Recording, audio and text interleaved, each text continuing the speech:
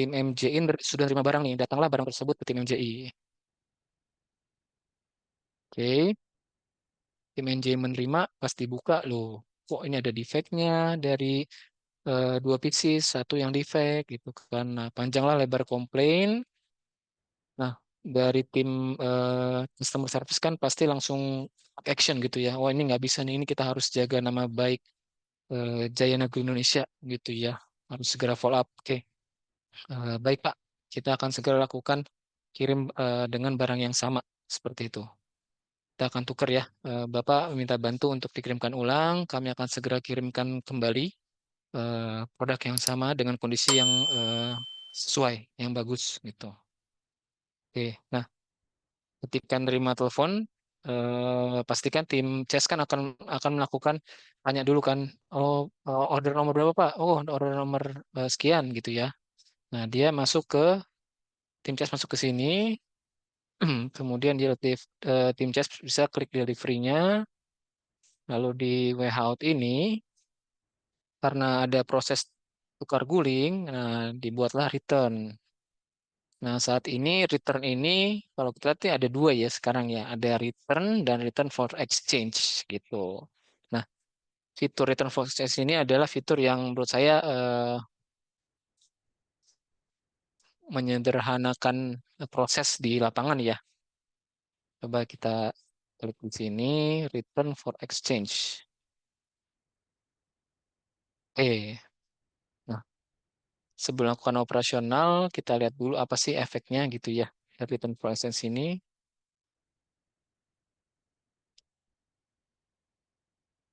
Kalau dilihat di sini, jadi kita bisa lihat dari sini kita kita harus menerima barang, kemudian harus dikirimkan kembali. eh, jadi sudah terbuat otomatis dokumen PIK-nya gitu ya. Dikirimkan kembali ke tim JNI gitu. Sorry MJI gitu. Jadi sudah terbuat. Oke. Ini selama statusnya itu masih ready stock, sebenarnya kita bisa melakukan terima dulu atau kita bisa lakukan terima dulu baru kirim balik yang bagus, atau demi menjaga nama baik gitu ya, kita bisa langsung kirimkan aja sambil mereka kirim balik gitu. Oke, let's say kita kirim langsung dengan produk yang sama, kita validasi. Nah, kemudian kita disiapin oleh tim picker, udah selesai. Nah, pindah ke tim delivery untuk dikirimkan kembali. Oke, seperti itu.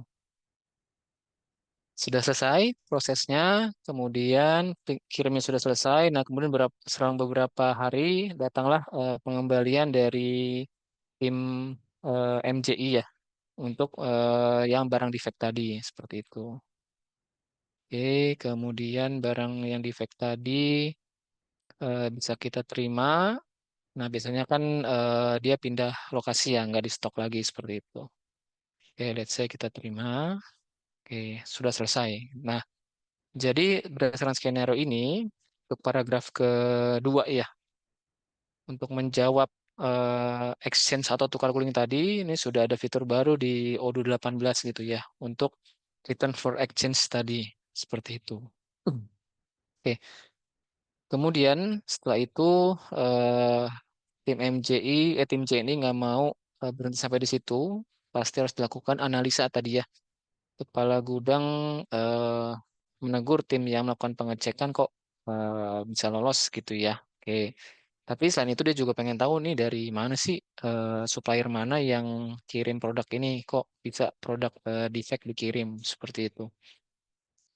Oke, dari situ eh, di sini kita bisa melihat ada jadi masuk ke dokumen PIK yang pertama ini ya. Kemudian kita bisa di sini ada traceability. Nah, di sini kita bisa men-tracking barang yang kita kirimkan ini dari pengiriman nomor berapa. Dari penerimaan yang mana gitu ya. Contoh ini, ternyata kirim awal ini dari WHI nomor 1. dengan batch nomor BN01 gitu ya. Oke, dianalisa ini diterima dari siapa ya WH ini nih? Dianalisa, oke. Kemudian dicari dokumennya, penerimaannya. Kita lihat, oh ternyata dari supplier nomor satu gitu ya. Nah, jadi traceability report tadi membantu tim warehouse untuk melakukan analisa lebih jauh ya terkait perpindahan barang seperti itu, movementnya. Oke, itu. Kemudian dari situ eh, kepala gudang menginfokan ke procurement, eh, tolong nanti untuk supplier satu ini eh, diingatkan bahwa dia pernah mengirim produk ABC tadi dengan keadaan defect gitu. Nah, tolong diingatkan ke mereka supaya tidak terjadi lagi gitu. Nah, untuk proses reminder itu pun ada fiturnya gitu ya. Dan tapi memang ini sudah dulu udah lama gitu ya, sudah ada. Nah, itu ada di modul ada di vendor, kita bisa orang procurement kan pasti dari modul purchase, kemudian ke vendor. Nah, di sini kita lihat supplier satu. Nah, di sini supaya menjadi pengingat ke depannya supaya agar lebih aware dari supplier mengirimkan barangnya. Nah, di sini kita bisa memasukkan, sorry, nah di bawah ini warning, iya. Nah, jadi di sini tulis vendor ini pernah kirim produk ABC dengan SKU 2341, contohnya ya, kualitas kurang bagus. Oke, kita save. Nah, kemudian ketika procurement yang melakukan eh, buka PO lagi, player satu. Oke. Nah, di sini ada warning nih. Vendor ini pernah kirim produk ABC dengan kualitas kurang bagus gitu. Jadi satu cycle itu eh, di Odoo sudah bisa menjawab gitu dengan skenario yang tadi gitu. Jadi tindakan preventifnya sudah bisa dilakukan juga gitu. Jadi siapapun yang nanti membuka bikin PO ke supplier ini akan melihat warning gitu. Jadi bisa diputuskan kita untuk produk ini jangan ke supplier satu deh, ke tim lain aja gitu. Atau misalnya masih eh, memberi kemudahan, jadi tetap di order ke supplier satu, tapi diingatkan bahwa dulu pernah kirim produk ABC loh dengan keadaan nggak baik. Tolong benar-benar dicek ya nanti pas kirim ke kami seperti itu. Itu untuk case pertama. Seperti itu. Oke.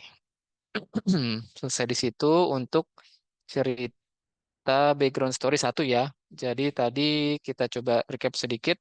PT Maju Jaya membeli sebuah produk sebanyak 2 pieces kepada BTJ Negeri Indonesia. Disiapkanlah produk tersebut sambil menyiapkan tim MJI customer nelfon. Ini ada order saya yang belum dikirim. Kira-kira saat ini statusnya sampai mana ya gitu ya. Nah, menanyakan status tadi, teman-teman dari tim sales kan bisa masuk ke menu order tadi ya. Jadi bisa melihat delivery status di menu sales order tadi. Tuh. Oke.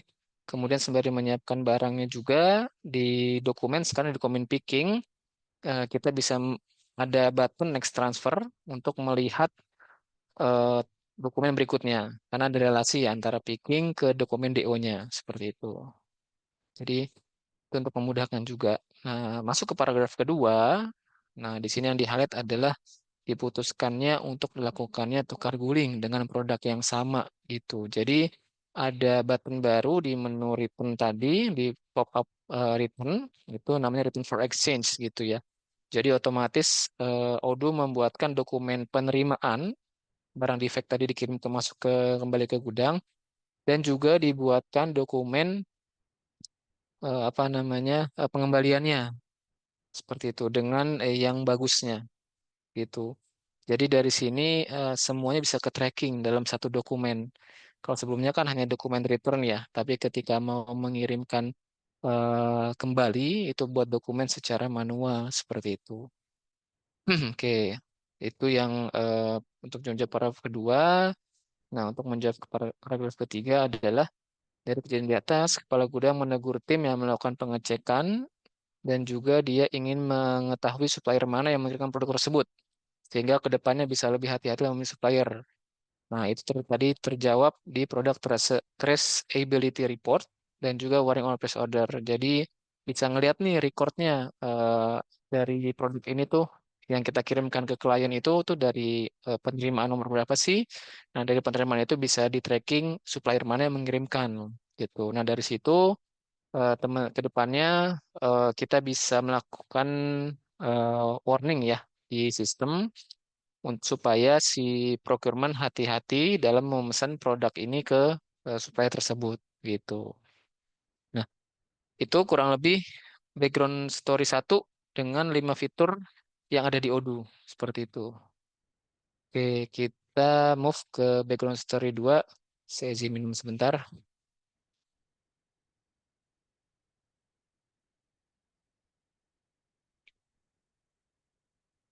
Oke, sip. Kita pindah ke background story 2. Nah, background story 2 ini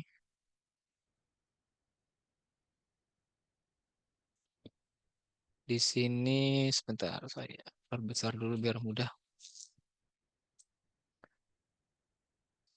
Oke, jadi dari sini ini di internal J ini ceritanya ya tidak berhubungan dengan tim lain gitu ya atau customer lain. Jadi Board of Directors J ini sedang melakukan rapat bulanan gitu ya. Direktur Keuangan menginfokan kepada Direktur Operasional bahwa cost of revenue bulan Februari 2024 lebih besar dibanding bulan sebelumnya gitu ya. Padahal secara revenue tidak begitu jauh dari bulan Januari 2024 gitu. Kok revenue-nya mirip-mirip, tapi eh, cost of revenue besar gitu ya, lebih besar. Ini ada apa nih gitu kan ya. Nah, dilakukanlah analisa. Jadi dari tim oke kata direktur operasional beri saya dan tim saya untuk analisa dulu ya. Nanti akan kami follow up ke di meeting berikutnya. Oke. Nah, di situ direktur operasional dengan manajer operasional melakukan analisa. Dicek-cek ini ada apa. Nah, di situ ditemukanlah alasan kenapa membesarnya cost revenue pada bulan Februari 2024. Ternyata dari penjualan produk XXX gitu ya. Nah, Direktur operasional meminta manajer operasional untuk melakukan analisa lebih dalam atas produk tersebut. Seperti itu. Kemudian direktur manajer operasional dia analisa lebih dalam, lebih detail lagi. Nah, dari analisa tersebut ada perbedaan valuasi yang signifikan dari batch yang dikirimkan selama bulan Februari 2024. Oke. Nah, ini pertanyaan lagi nih. Ini fitur apa yang bisa digunakan di Odoo 18? Mungkin udah ada yang pernah ulik-ulik gitu ya. Boleh disampaikan. Boleh, waktunya lagi 3 menit ya. Sampai 47. 447.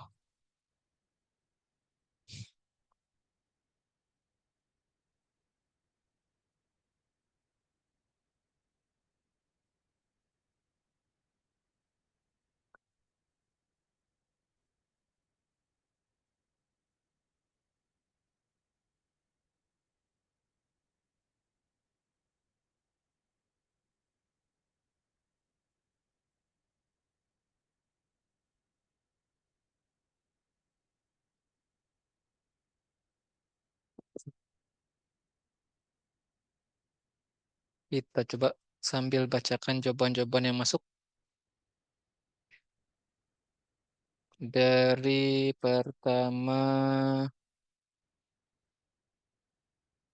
Oh, dari Mas Alfa lagi. Automated Cost Anomaly Detection ACAD. Wah, namanya keren banget nih.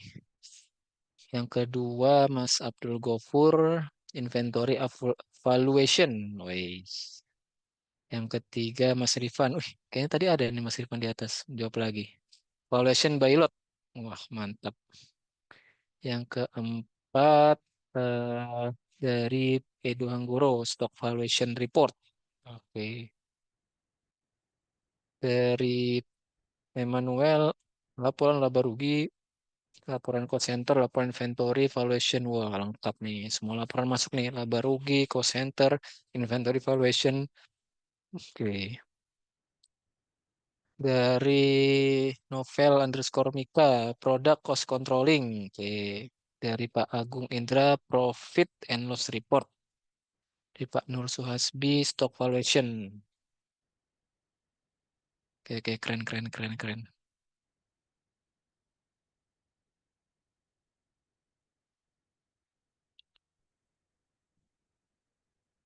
Yang job, kayaknya mirip-mirip yang tadi nama-namanya ya. Ini teman-teman yang lain seru menyimak atau ini nih, lagi menikmati kopi sore hari nih.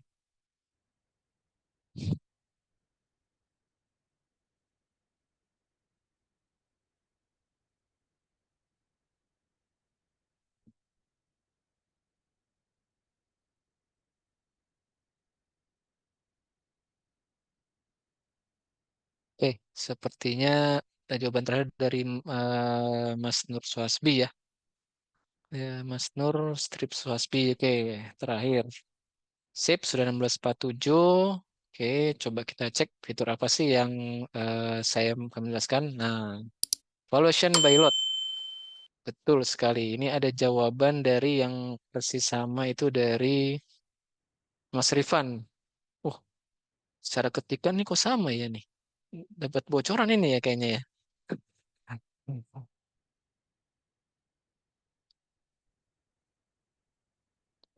Oke, oke, oke. Eh, ya, jadi jawabannya kalau saya lihat di sini semuanya apa namanya punya keserupaan ya. Ada terkait cost, ada terkait valuation, ada terkait laporan laba rugi ya. Betul. Jadi ini yang saya akan jelaskan terkait valuation produk ya. Oke, baik.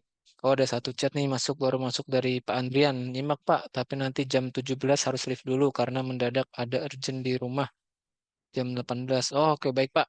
Semoga urusannya dipermudah ya di rumah. Oke, jadi ini terkait valuation by lot gitu ya. Nah, gimana sih cara Odoo 18 menganalisa ini sampai bisa dapat eh, apa namanya? Kenapa sampai bisa direktur operasional menjelaskan ke BOD lainnya seperti itu. Oke, yang pertama tentu ini terkait valuation ya. Jadi di sini saya pindah dulu ke screen. Eh, sorry, sorry.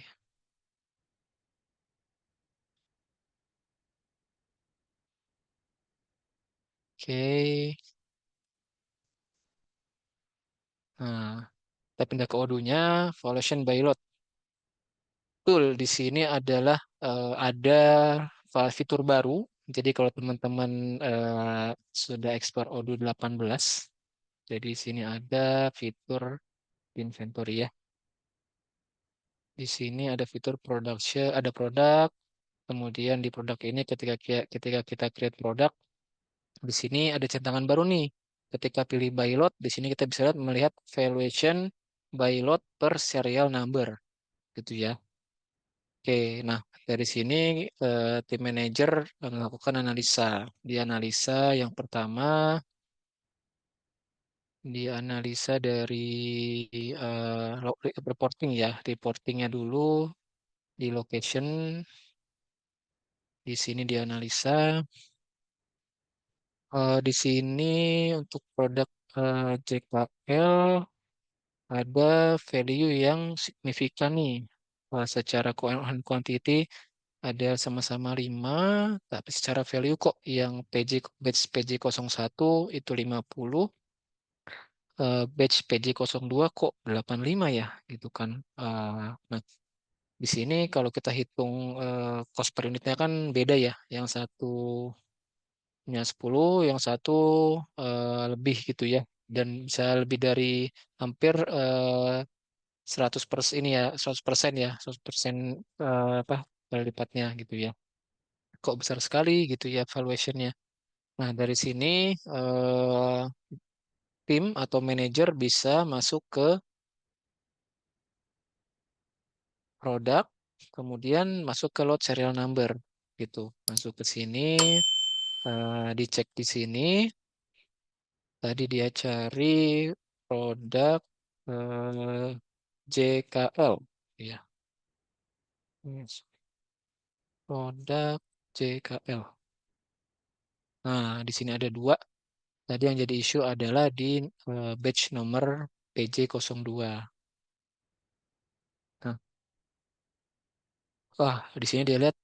Nah, sebelum masuk ke analisa lagi, di sini teman-teman bisa lihat kalau kita set by valuation by lot, kita bisa melihat total value, average cost, dan cost di sini akan tampil, ada datanya, gitu ya. Nah, coba kita bandingkan dengan produk yang dia tidak di tracking valuation by lot ya. Saya udah buatkan contohnya tadi. Ada produk ABC. Nah, oke, kita cari, kita bandingkan produk ABC. Produk ABC. Nah, kalau teman-teman lihat di sini, produk ABC ini total value dan average cost dan cost-nya nggak ada gitu, kosong. Jadi ini adalah hasil dari konfigurasi karena produk ABC ini tidak kita configure valuation by lot serial number gitu. Jadi kita Odoo tidak mencatatnya secara detail sampai level lot number gitu ya. Oke, jadi teman-teman bisa melihat bedanya ya. Bisa melihat bedanya antara yang memang dikonfigurasi valuation by lot dengan yang tidak seperti itu. Nah, lebih menariknya lagi, pastikan manajer kok lebih besar ini ada apa dengan dengan produk JKL batch PC02 ini ada apa produknya sama kok jauh banget gitu ya. Nah, di sini kita bisa melihat valuation layer-nya gitu. Jadi nanti dari manajer masuk ke sini dia lihat oke, ada dua data di sini, dua record. Yang pertama eh, produk JKL ini dari data WHIN. Nah, WHIN ini kan lebih banyak terkait penerimaan. Oh, pas beli 5 emang harganya naik, berarti kan cost per unitnya 11, tapi masih oke itu. Nah, pas lihat yang atas, oh ini ternyata di sini ada kelihatan ada landed cost di sini. Oh, ternyata ini yang menyebabkan produk JKL ini besar gitu apa namanya valuasinya untuk yang batch BC02 gitu ya. Nah, setelah di follow up kemudian sorry. Nah, dilihat di sini oh iya ada apa namanya jurnal terkait landed cost gitu. Nah, kemudian dari sini eh, manajer operasional juga follow up nih ke manajer finance-nya. Ini kemarin kita ada isu di cost of revenue terkait produk JKL nih. Ini kenapa ya? Ada land cost ini boleh jelasin nggak ke kenapa kemarin ya? Karena saya tidak terinfo gitu. Oke, dari situ tim finance ngecek nih. Oke Pak, landed cost nomor berapa? Kan ya, 2025 005. Oke, kita cek dulu ya Pak. Oke, dicek di sorry di landed cost. Oke, 005. Oh, landed cost 005 ini terbit dari vendor bill 004. Oke, tim finance cari lagi. Kita bisa dengan mudah klik internal link. Oke, ternyata dia follow up ke manajer operasional, manajer finance-nya follow up. Pak, ini kemarin cost-nya membengkak karena untuk penerimaan si produk JKL ini ada jasa bongkar muat. Ternyata di lapangannya kemarin kita pakai 3PL untuk jasa bongkar muatnya seperti itu.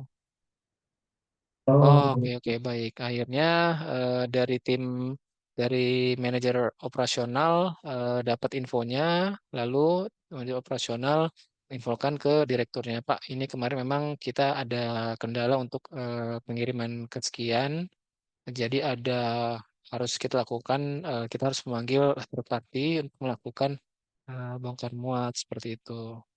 Oke, akhirnya dibahaslah di meeting BOD, sampaikan ke BOD lain bahwa ini ada case ini case jasa bongkar muat ini di produk tersebut, makanya di Februari cost of revenue kita membesar seperti itu. Oke. Nah, dari background story 2 ini itu yang bisa Odoo lakukan ya. Jadi analisa sampai ke level batch, khususnya di Odoo 18 ya. Karena di Odoo yang 17.0 itu memang belum ada detail ya sampai ke batch. Jadi evaluation-nya sampai ke level batch seperti itu. Jadi memang sangat menarik sekali Odoo versi 18 ini. Kita bisa menganalisa dengan lebih detail seperti itu dari sisi valuation. Hmm. Nah, ini adalah background story terkait topik yang pertama, new features gitu ya. Background story satu terkait tadi sales order, kemudian follow up gitu ya, status pesanan, sampai ke analisa tracking stok ini bergerak dari vendor mana, seperti itu. Oke, kemudian di background story 2 ini, di background story yang kedua, ini kita menganalisa valuation sampai detail per batch itu ya. Ini kenapa batch tertentu bisa membengkak nih. Oh, ternyata di valuation-nya ada landed cost di situ. Nah, itu fitur-fitur Odoo 18 yang bisa membantu teman-teman sekalian jika memiliki case yang sama seperti itu. Oke, itu topik pertama terkait fitur-fitur baru yang ada di Odoo 18. Sebenarnya fitur-fitur baru yang 18 itu banyak banget ya. Nah, jadi dari tim marketing akan membuat secara serial gitu ya. Jadi nanti akan ada fitur-fitur yang lain di webinar-webinar yang lain gitu. Saya juga buat ini dari teman-teman bisa cek aja di Odoo 18 Release Notes. Nah, di situ banyak sekali dan seru sekali untuk dieksplor gitu ya. Apalagi nanti ada corporate yang lagi hangat ya, nggak hanya di Odoo hangatnya, tapi juga hangat di dunia Indonesia gitu ya. Nah, ya. Nanti boleh nanti kita akan bahas di eh, webinar berikutnya. Oke, topik pertama sampai di situ. Kita masuk ke topik kedua terkait porting. Nah,